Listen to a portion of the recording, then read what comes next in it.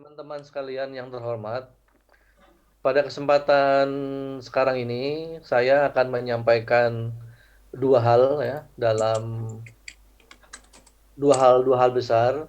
Yang pertama tentu saja berkaitan dengan filsafat ilmu, yang kedua masalah penelitian secara umum ya, karena secara detail nanti akan disampaikan oleh Prof. Mulyadi.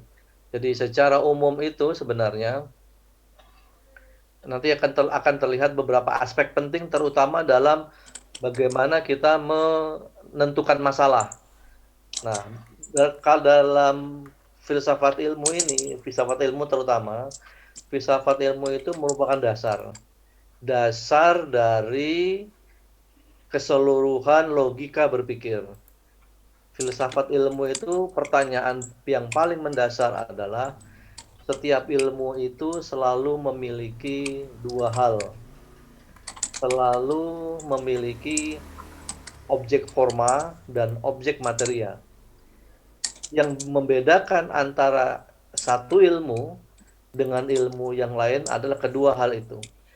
Ilmu sosiologi dengan ilmu ekonomi mungkin memiliki objek materia yang sama, tetapi memiliki objek forma yang berbeda. Nah, objek forma inilah yang sering disebut dengan disiplin ilmu. Jadi Anda harus tahu persis itu ilmu Anda tuh. Ilmu Anda itu objek materianya apa, objek formanya apa. Anda harus tahu dengan persis agar tidak ada titik singgung yang kuat antara satu ilmu dengan ilmu yang lain. Atau barangkali ketika Anda memilih ilmu di kampus dulu, itu tidak mendapatkan penjelasan yang memadai dalam pengantar-pengantarnya. Kan Anda ada pada pengantar, kalau sosiologi ada pengantar sosiologi, ada pengantar politik, ada pengantar ekonomi dan sebagainya. Nah, di dalam memberikan pengantar itu cukup memadai atau tidak bangunan keilmuan dari masing-masing ilmu. Nah, bangunan keilmuan ini menjadi sesuatu yang penting. Nah, sekarang bagaimana sebenarnya ilmu itu berkembang? Ilmu berkembang itu selalu bermula dari hal yang sama, rasa ingin tahu. Rasa ingin tahu ini yang dimiliki oleh hampir semua orang. Kalau orang tidak memiliki rasa ingin tahu, maka ilmu tidak akan pernah berkembang. Ilmu selalu ilmu tidak pernah berawal ya dari titik nol. Ilmu selalu bermula dari titik-titik yang sudah ditemukan oleh orang lain. Ketika Anda nanti mempelajari ilmu, melakukan penelitian, Anda dituntut untuk memahami dan mengetahui hasil-hasil penelitian terlebih dahulu. Teori apa yang sudah terbangun, dari teori yang terbangun, postulat apa yang sudah jadi, sampai dogma-dogmanya. Nah, kalau kita sudah bicara soal dogma, itu sudah kebenaran yang mutlak ya.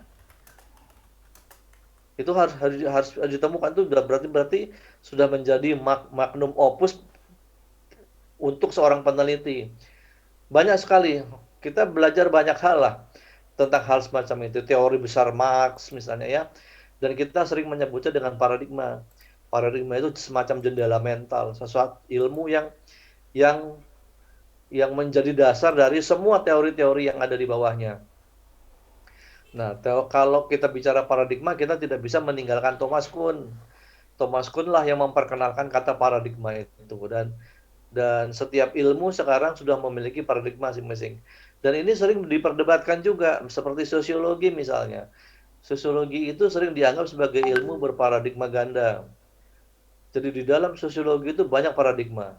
Ilmu hukum misalnya, ilmu hukum itu sebuah ilmu atau sebuah paradigma, atau hukum itu adalah sebuah paradigma tersendiri dan seterusnya. Nah, di dalam ilmu ekonomi misalnya, ada berapa paradigma? Apakah liberal, neoliberal terus berkembang jadi paradigma sendiri-sendiri atau tidak? Nah, itu akan terlihat dari banyaknya scholar, banyaknya pengikut.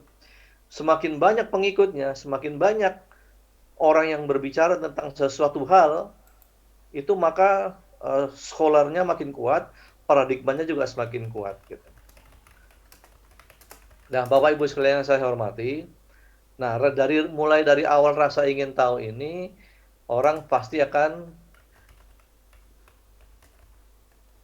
meningkatkan potensi imajinasinya dulu. Ilmunya ini sebetulnya ini apa sih? Itu pertanyaannya. Mungkin ketika di Bapak dan Ibu ada bayi di rumah sudah pada usia tertentu, pasti akan bertanya, "Itu apa sih? Itu apa sih? Itu apa sih?" Itu pertanyaan-pertanyaan awal yang disampaikan kepada kita dari anak-anak kita, dan kita harus memberikan jawaban yang memadai juga tentang itu. Kalau kita tidak bisa memberikan jawaban yang memadai, anak tidak puas, rasa ingin tahunya, inquiry-nya itu tidak terbangun. Nah, kalau udah tidak terbangun, dia hanya akan bisa menyerap saja, menerima saja, tanpa mengolah data-data yang serapan ilmu itu menjadi lebih sistematis. Karena mereka tuh sistematika itu menjadi inti penting dari ilmu, dari pengetahuan manusia. Kita semua tahu lah sejak Anda mungkin dalam pengantar-pengantar ilmu pada permulaan S1 dulu, itu mesti ditanya, sumber ilmu pengetahuan itu dari mana sebenarnya? Kalau kita bicara sumber ilmu pengetahuan, kita sudah berbicara pada bangunan awal dari pengetahuan yang disebut dengan epistemologi. Dari mana sih ilmu itu? Apakah ilmu itu hanya bersifat pengetahuan yang berasal dari Tuhan saja? Kebenaran wahyu? Ataukah ilmu itu bersifat rasional saja? Atau ilmu itu bersifat empirik? Nah, masing-masing orang, masing-masing ilmuwan itu mengembangkan sumber pengetahuan itu secara berbeda dengan penekanan tertentu, sehingga mereka itu mengembangkan ilmu disebut menjadi seorang rasionalis, seorang empirik, misalnya Anda sangat kenal dengan John Locke, David Hume misalnya gitu, seorang empirik yang pada akhirnya juga mempertanyakan batas empiriknya. Apakah benar nih segala ilmu pengetahuan itu harus bisa diserap oleh indera? Sampai seberapa jauh batas indera kita? Batas indera kita dalam memiliki kekuatan untuk menangkap serapan ilmu itu. Itu sudah menjadi pertanyaan-pertanyaan awal. Kemudian dari situ nanti kita akan mengembangkan logika deduktif dan logika induktif. Logika deduktif itu dianut oleh orang positivistik. Yang induktif itu non positivistik. Non positif itu bisa kualitatif, bisa juga. Nah, kemudian ada juga yang mengembukan kedua-duanya, logika deduktif dan logika induktif sekaligus. Kalau dalam penelitian itu orang sudah nggak lagi bicara soal metode kuantitatif, tidak lagi hanya bicara dengan metode kualitatif, tapi sudah bicara soal mixed method.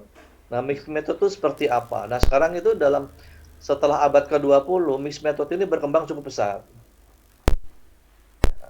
Cukup pesat, berkembang. Nanti kita akan lihat itu. Nanti mudah-mudahan Pak Mul juga penjelasannya akan sampai ke sana, sampai ke mixed method. Itu seperti apakah? Apakah dua paradigma dijadikan satu? Atau paradigmanya tetap dipergunakan secara terpisah dalam melakukan penelitian, sehingga satu penelitian menggunakan dua paradigma, ya bukan paradigma jalan satu, seperti apa nanti? Nanti kita lihat sekuensialnya seperti apa, yang mana yang dikerjakan lebih dahulu. Saya mau mengerjakan kuantitatif dulu, baru kemudian kualitatif atau sebaliknya. Itu bisa memungkinkan dua-duanya. Tapi yang pasti, Bapak Ibu sekalian, ada memang di dalam pengembangan ilmu itu banyak kaidah-kaidah. Kaidah-kaidah yang perlu kita pahami bersama. Misalnya kaidah kebenaran. Dalam epistemologi, kebenaran apa sih sebetulnya yang dianut oleh orang-orang deduktif? Teori kebenaran apa sih yang dianut oleh seorang yang dengan metode induktif? Orang deduktif itu menggunakan metode kebenaran yang disebut dengan koherensi. Dia disebut dengan koherensi karena selalu bermula dari teori besar, dari postulat, dari dogma, dari apapun bersifat besar yang kemudian diturunkan secara koheren sampai kita menemukan fakta yang sesungguhnya. Kemudian kalau induktif kebalikannya. Kebenarannya itu didasarkan atas serapan indera. Jadi kebenarannya itu adalah kebenaran yang bersifat korespondensi gitu. Kebenaranku, kebenaran yang terlihat berhubungan, jadi pengetahuan yang aku miliki berkaitan atau berhubungan dengan benda-benda di sekitar kita. Jadi berkorelasi. Itu kebenaran bersifat korespondensi.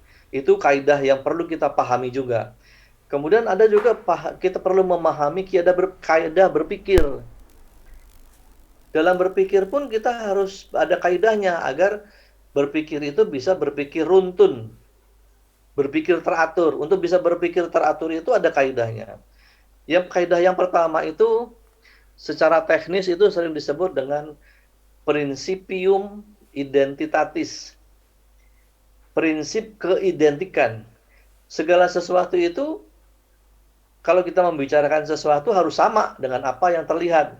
Harus identik. Hari ini saya sedang berada di sini, saya tidak mungkin berada di tempat lain. Itu prinsip identik. A adalah A, B adalah B, dan seterusnya. Yang kedua, kita mengenal prinsip yang namanya principium contradictionis. Kalau sesuatu itu bisa sama, sesuatu itu bisa juga saling bertentangan. Kita mengenal opposite ya, kita mengenal bertentangan, dan persamaan dan pertentangan itu membangun kekuatan kita dalam berpikir. Dalam ilmu pengetahuan berkembang di dasar atas itu gitu. Nah, yang ketiga, berpikir itu ada eksklusi tertii. Kalau orang itu kalau sesuatu itu tidak identik atau tidak bertentangan, sudah itu tidak ada kemungkinan ketiga. Jadi sesuatu yang kita kenal koherensi, korespondensi, itu kemungkinan ketiga tidak ada. Itu prinsip berpikir itu harus kita pegang agar dalam membangun ilmu pengetahuan itu cara berpikir kita menjadi jelas. Nah, ada apakah kita mau pakai logikanya? Nanti kan kita lihat logiko, hipotetiko, verifikasi itu seperti apa. Nanti akan coba kita lawan. Memang pada abad ke-18 kira-kira itu ketika ilmu pengetahuan mulai pecah-pecah ya. Tadinya ilmu pengetahuan itu kan semua berakar atau berinduk pada yang disebut dengan ilmu filsafat. Kemudian mulai pecah satu-satu. Misalnya fisika Newton itu mulai pecah dengan logika positivistiknya, dan tetapi buku yang ditulis oleh Newton itu masih tetap dengan judul, kalau kita mengenal ada gravitasi dan sebagainya, itu ada di dalam buku yang seperti apa bukunya. Buku yang ditulis oleh Newton itu adalah Philosophia Naturalis. Masih filsafat menyebutnya. Dalam filosofi naturalis itu barulah di situ sesuatu yang bersifat eksak. Karena semua dalam belajar filsafat itu yang dipelajari adalah logika. Logikanya Newton itu bermula dari logika Aristoteles, kemudian dikembangkan oleh Bertrand Russell, dan sampai kita kenal matematika modern sekarang, fisika modern sekarang. Fisika modern yang bersifat mutlak itu tadi, misalnya dengan kepastian yang mutlak, tiba-tiba oleh Albert Einstein berubah menjadi relatif. Demikianlah ilmu berkembang dengan cara seperti itu. Jadi tidak ada sesuatu yang mutlak.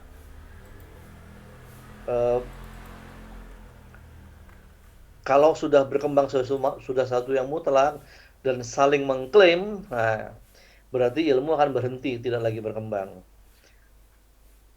Akan menjadi seperti itu.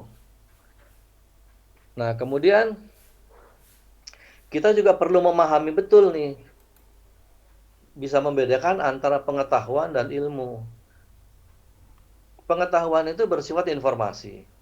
Kita cuma tahu bahwa tomat itu berwarna merah atau orange atau hijau, tergantung pada persepsi kita ketika kita melihat tomat pada suatu waktu tertentu.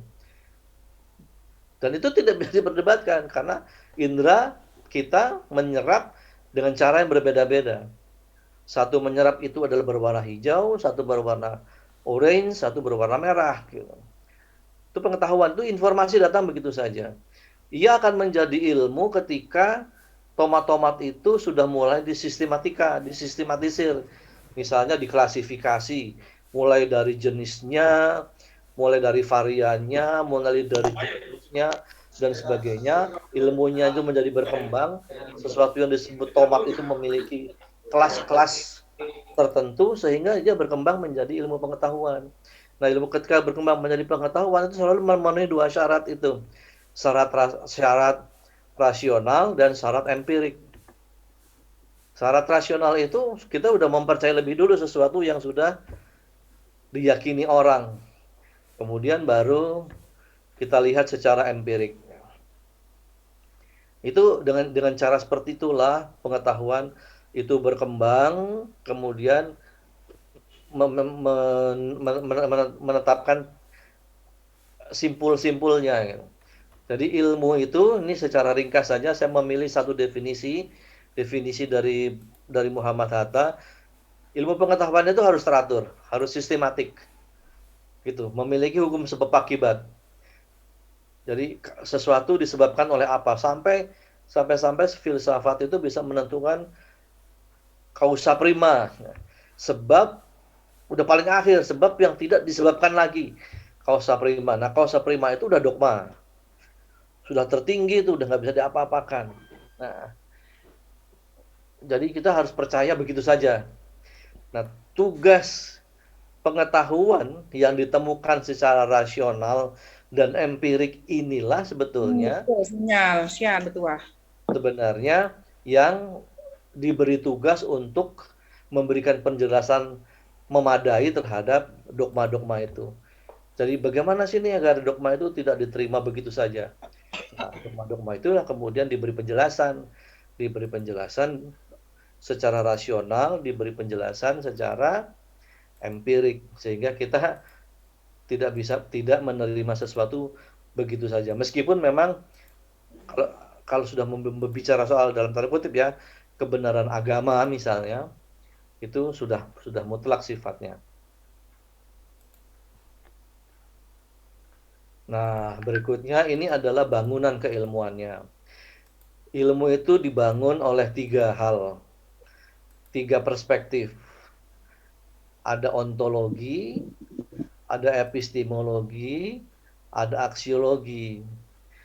Nah, secara sederhana, ontologi, epistemologi, aksiologi ini harus terlihat pada karya-karya tulis kita.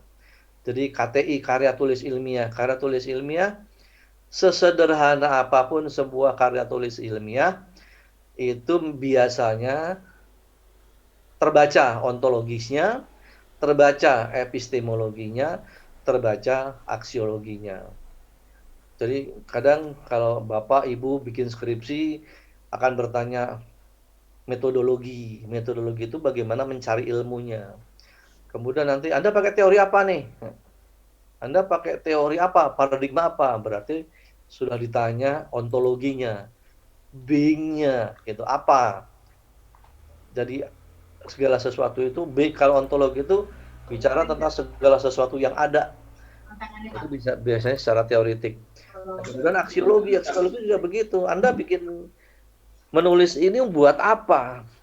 Melakukan penelitian ini tujuannya apa? Untuk apa? Ada manfaatnya atau tidak? Itu aksiologi.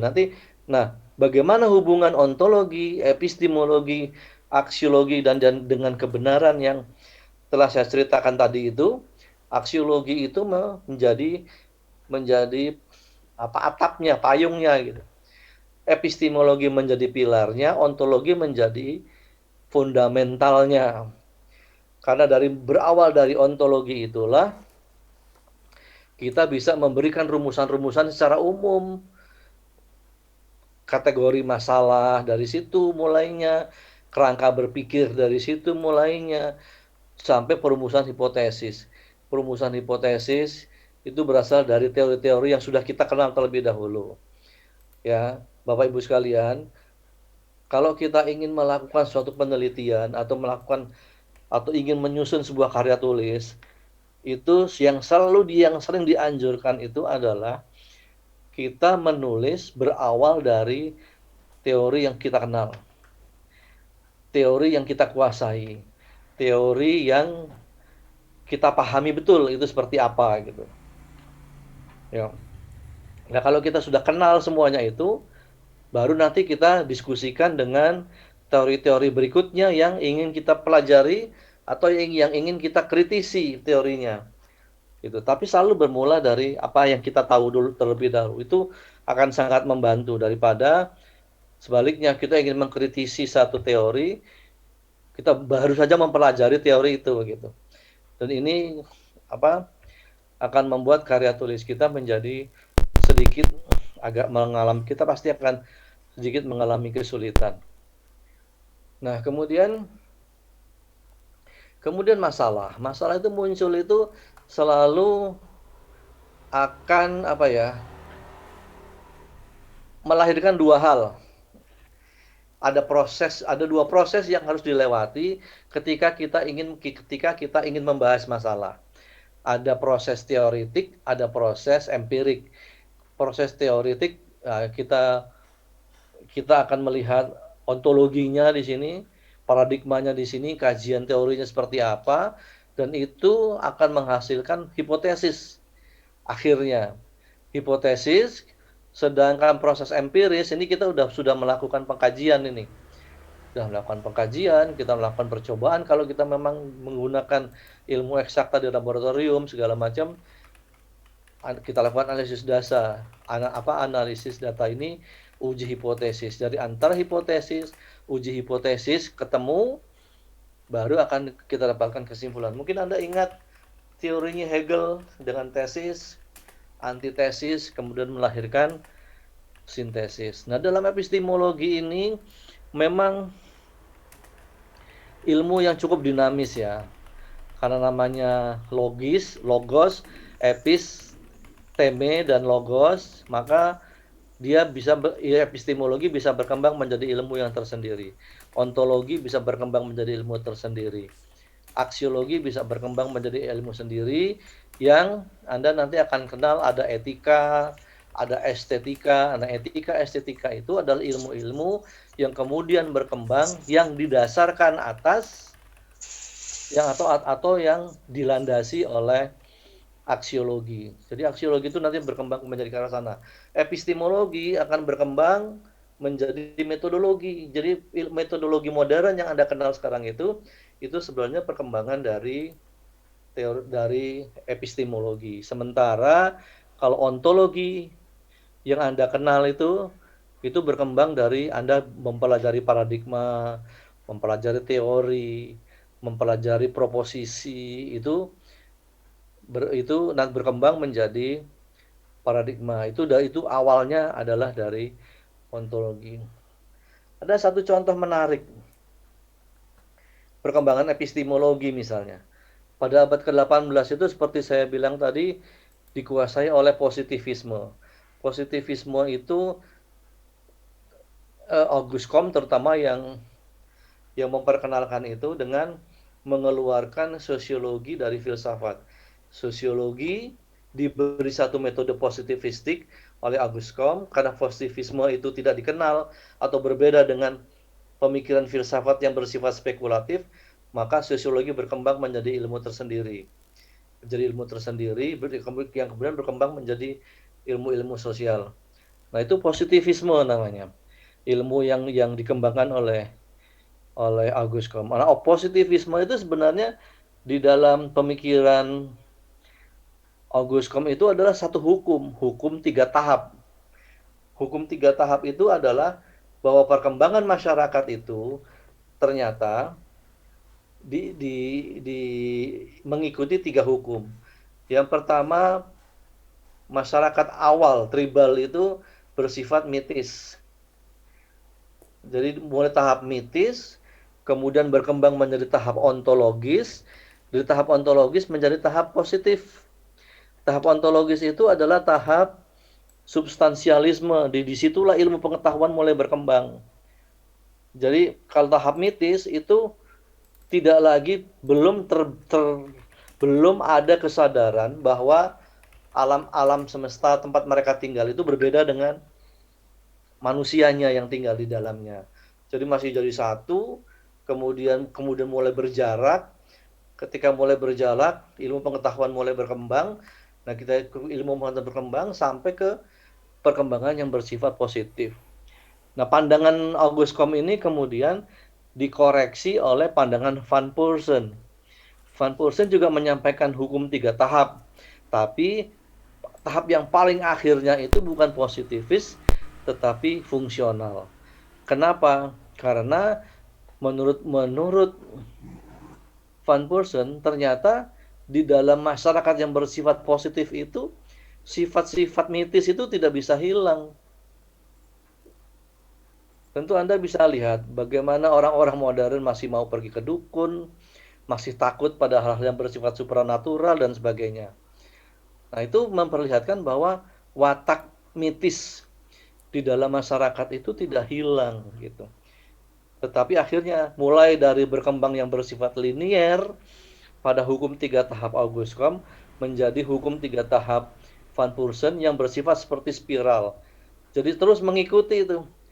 Di dalam setiap tahapan itu ya ontologisnya nggak hilang, mitisnya juga tidak hilang. Nah, yang ingin saya sampaikan itu berkaitan dengan kritik positivis. Pada abad ke-18 itu positivisme menguasai semua perkembangan ilmu pengetahuan. Karena berkembangnya ilmu pengetahuan itu bersifat positif, maka dia mengendalikan semuanya. Nah, muncul tokoh yang namanya Karl Raimund Popper. Karl Raimund Popper itu sebetulnya yang dikritik oleh Karl Raimund Popper itu adalah positivisme logis. Positivisme logis itu berkembang di Wina, Austria. Jadi ada lingkar Wina di sana, sama dengan beberapa mazhab yang terkenal. Misalnya Anda tentu mengenal Chicago School di Amerika, ada mazhab Frankfurt di Jerman, ada mazhab Austria, ya itu ya di Australia. Itu semua berkembang, itu memiliki cabang-cabang, itu memiliki paradigma yang sangat kuat dan mempengaruhi perkembangan ilmu pada masa itu. Nah, Karl Popper mengkritik itu yang namanya positivisme logis. Karena menurut Karl Popper tidak akan pernah ada yang namanya postulat atau dogma-dogma yang akan bertahan sepanjang sejarah kehidupan manusia. Pasti ada kelemahannya, gitu. Pasti akan ditemukan kesalahan. Jadi tugas ilmu pengetahuan itu sebetulnya dua. Tidak hanya membenarkan, tapi menyalahkan. Nah, contoh yang terkenal yang disampaikan oleh Karl Raimund Popper itu adalah orang Eropa pada waktu itu percaya bahwa yang namanya angsa itu berwarna putih. Sampai pada akhirnya ditemukan seekor angsa di sebuah danau, saya agak lupa disebut nama danaunya, yang berwarna hitam. Maka gugur teori yang mengatakan semua angsa berwarna putih. Jadi ilmu pengetahuan itu tidak hanya memverifikasi, tapi juga melakukan falsifikasi. Falsifikasi itu menjadi penting ketika kita berhadapan dengan berbagai macam generalisasi, postulat misalnya. Dari teori sudah teruji terus-menerus menjadi postulat. Tapi apakah postulat ini akan terus bertahan? Menurut Karl Popper tidak. Satu saja ditemukan kasus yang tidak sesuai dengan postulat itu, maka teori itu menjadi atau ilmu itu menjadi salah. Jadi ilmu bisa saja salah, tidak hanya selalu benar. Nah, dinamika ini sebetulnya juga yang membantu perkembangan ilmu pada akhirnya. Ini apa namanya, perspektif-perspektif yang Bapak dan Ibu harus bukan harus, perlu pahami betul terhadap perkembangan ilmu, bahwa kita perlu terbuka ya. Kita perlu terbuka, kita tidak perlu selalu a priori ya di dalam perkembangan ilmu, tapi juga perlu a posteriori. Biasanya itu orang-orang a priori cirinya kalau berdiskusi itu pakai pokoknya. Wes pokoknya itu gitu. Nah, itu berarti orang-orang yang a priori pendapatnya tidak bisa digoyahkan gitu. Tapi ternyata ilmu pengetahuan itu tidak hanya itu gitu. Ilmu pengetahuan itu bisa saja menyalahkan dengan metode yang disebut dengan falsifikasi. Jadi tidak hanya verifikasi, tapi juga falsifikasi. Nah, kemudian ini kita apa namanya, sudah nyerempet ke langkah-langkah metodologi penelitian ini.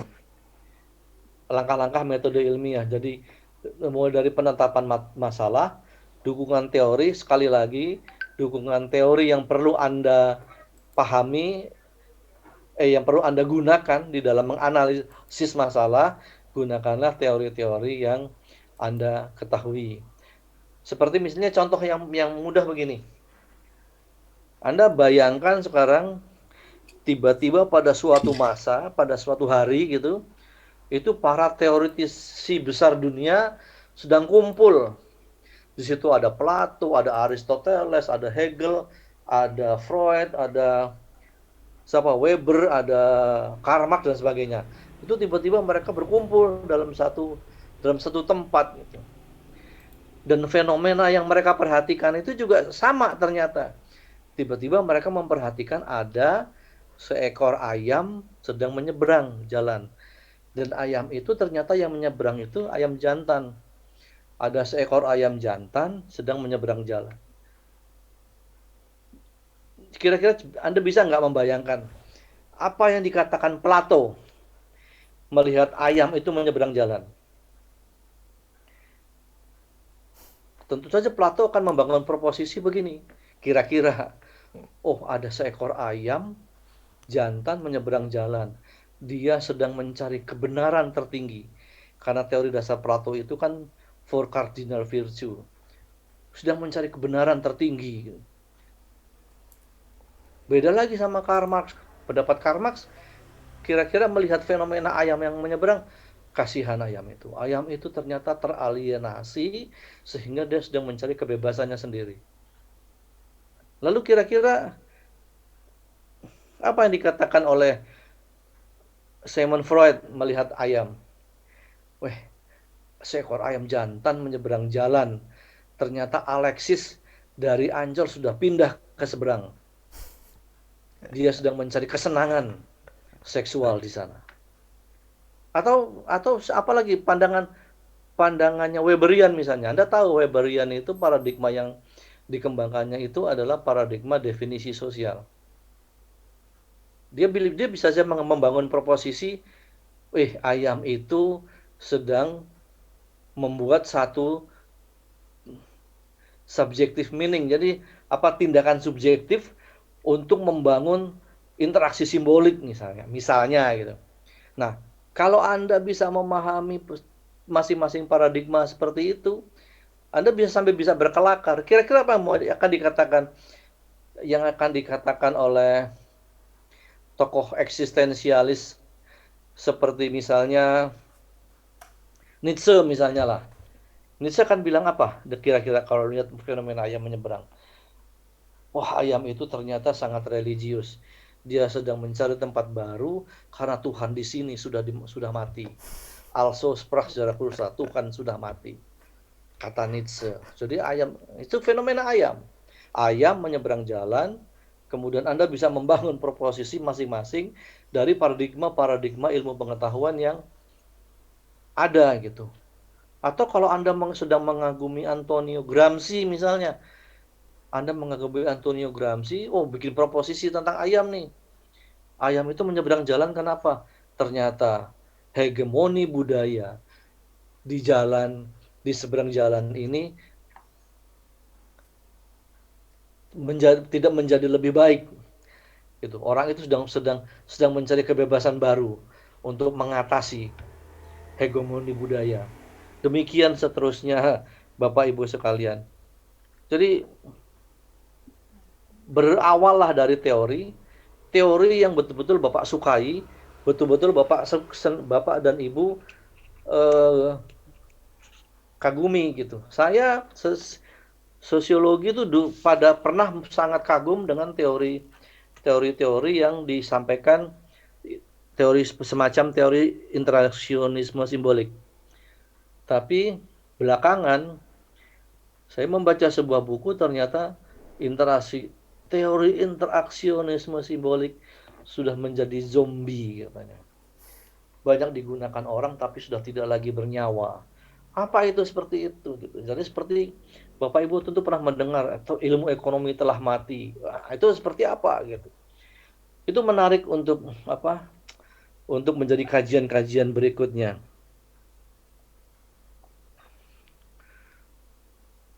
Atau Jean Paul Sartre misalnya.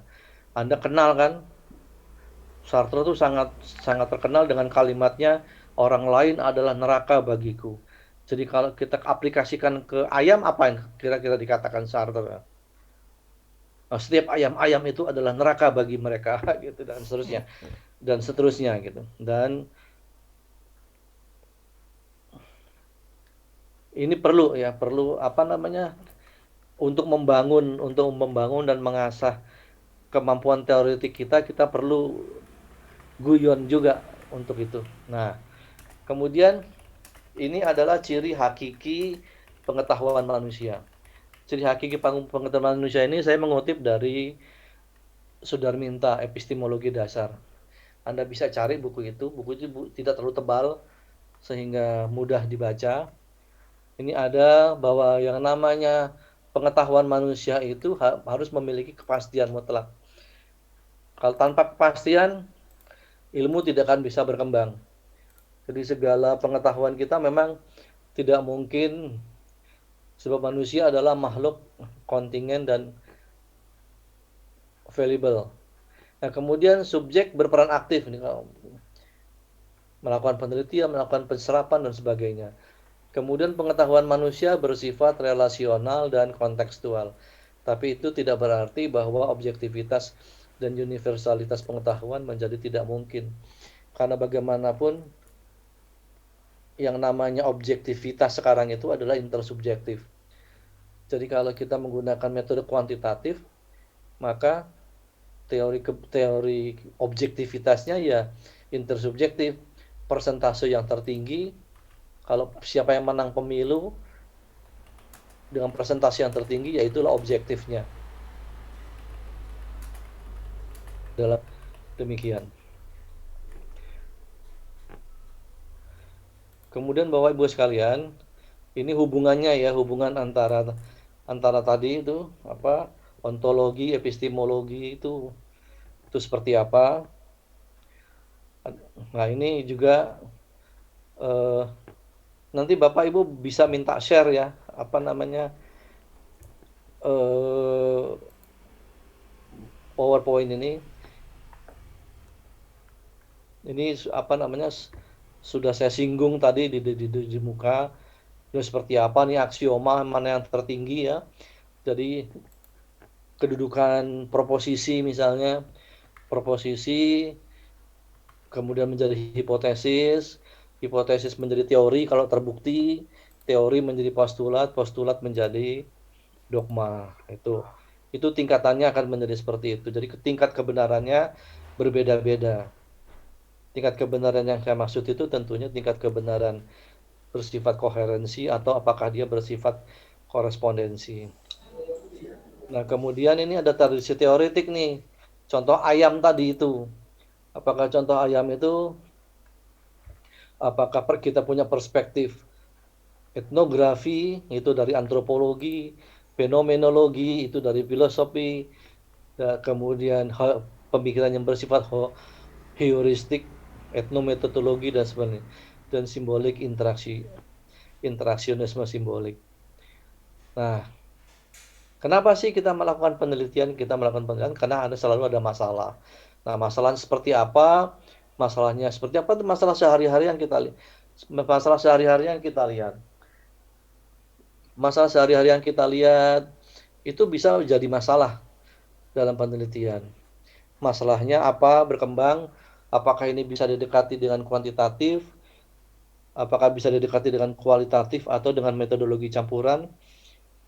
Kita cari teorinya dulu, koherensinya seperti apa, korespondensinya seperti apa. Ini fenomena yang kita lihat sehari-hari. Itu semua adalah masalah-masalah yang bisa kita jadikan persoalan. Nah, penelitian yang sering kita lakukan itu sebetulnya sebuah siklus, mulai dari permasalahan yang ada di masyarakat, kemudian dilakukan penelitian, berakhir menjadi rekomendasi, dan rekomendasi itu bisa menjadi masalah lagi. Jadi tesis, antitesis, sintesis. Sintesis itu bisa menjadi tesis lagi, dan seterusnya. Tidak akan pernah berhenti. Makanya sebuah penelitian yang baik itu dari siklus ini akan dicari, yang akan selalu ditanya adalah state of the art-nya apa, temuan pentingnya apa, triangulasi yang Anda lakukan yang paling baik itu yang seperti apa, begitu seterusnya. Jadi dia akan terus menjadi siklus. Nah, kita ini sebetulnya peneliti atau bagian yang diteliti. Dalam metode penelitian kualitatif, peneliti dengan yang diteliti itu sama. Gitu. Peneliti menjadi instrumen juga. Beda sama kuantitatif. Kuantitatif peneliti dengan yang diteliti harus berjarak. Makanya digunakan kuesioner. Kuesioner itu memperlihatkan bahwa Anda dan saya, bahwa orang yang diteliti itu berbeda dengan peneliti. Tapi kalau dalam penelitian kualitatif tidak. Nah, melakukan observasi, kadang-kadang observasi terlibat itu partisipan. Itu kalau kita menggunakan metode partisipan, kita dengan objek yang diteliti itu udah jadi satu. Bahkan kadang-kadang kita lupa bahwa kita itu adalah peneliti. Nah, ini yang terpenting lagi adalah data. Data itu dari transkrip, dari verbatim kita. Kadang-kadang tanpa sadari begitu kita transkrip, jumlah halamannya wah luar biasa gitu. Karena kita terlalu asik mencari informan, tiba-tiba terkumpul transkrip begitu besar. Mau kita apakan ini? Kita harus bisa melakukan tahapan-tahapan yang disebut dengan coding. Ya, kita lakukan coding, kita lakukan kategorisasi, kemudian kita bikin konstruknya seperti apa. Konstruknya itu adalah didasarkan atas permasalahan penelitian yang kita buat. Nah, uniknya penelitian kualitatif itu, ketika kita sudah membaca transkrip yang demikian berlembar-lembar, loh kok nggak cocok sama judulnya, tidak tabu untuk diganti judulnya. Kalau dalam penelitian kualitatif, tetapi kalau dalam penelitian kuantitatif itu karena dia bersifat deduktif, itu tidak bisa diganti. Ini adalah komponen analisis data, model interaktif. Nah, seperti ini kira-kira. Jadi hubungannya antara reduksi data, hubungan antara pengumpulan data, itu dilakukan secara diadik, secara timbal balik. Dan ini dilakukan dengan triangulasi. Nah, kemudian ini penyajiannya data seperti apa, teks analitiknya seperti apa, tahapan mana kita perlu merangkum, tahapan mana kita perlu membandingkan. Itu ada dalam data-data kita punya. Kemudian kita harus melakukan diskusi-diskusi intens. Apakah kita melakukan penelitiannya itu sendiri atau berkelompok? Kalau sendiri, Anda harus melakukan triangulasi.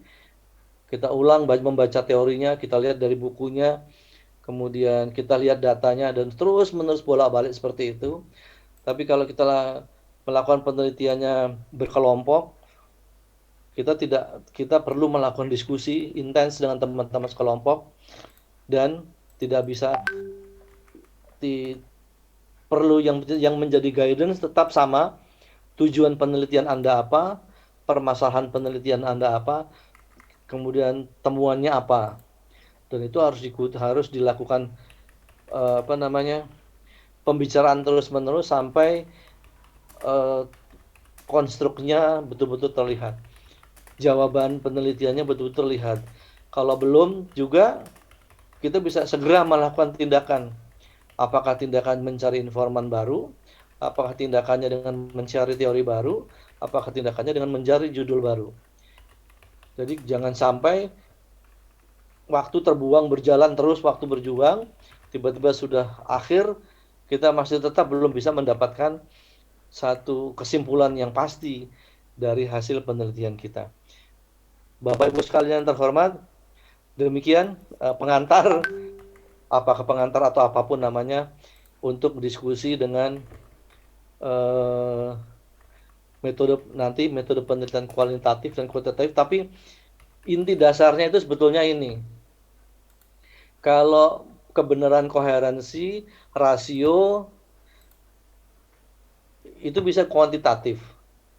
Kemudian kalau kita melakukan korespondensi, kebenarannya itu bisa dengan metode induktif, bisa kualitatif. Jadi kualitatif, kuantitatif, atau kebalikannya itu nanti akan menjadi logika dasar bagi pengembangan ilmu pengetahuan dari metode-metode yang akan Anda pilih.